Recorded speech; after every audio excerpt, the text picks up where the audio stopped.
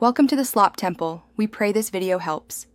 You begin by assembling what you need: a prioritized list of sites, logins, and recovery emails, then verify you can access each account. Once done, capture evidence.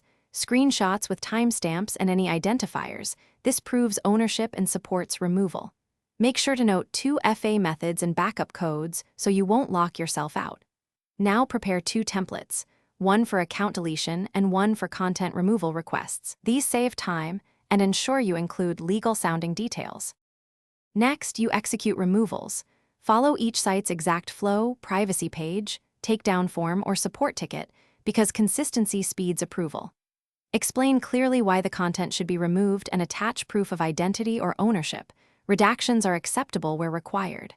Once submitted, track confirmation numbers and set calendar reminders to follow up in 7 and 14 days. If a site offers an escalation path, use it. Keep polite, firm language, and reference earlier submissions for continuity. Finally, confirm each removal and clear your browser cache. Then check search engines and cached pages to ensure content is gone. If results persist, use search engine URL removal tools and submit updated removal requests referencing original ticket ID. Make sure to document persisted items and, if necessary, escalate to platform policy teams or submit a formal legal notice. Explain harm and cite prior attempts. Troubleshooting tip: if you don't get a response within the stated timeframe, send a concise escalation email with deadlines and evidence attached. Thanks for watching. Consider subscribing if we helped you.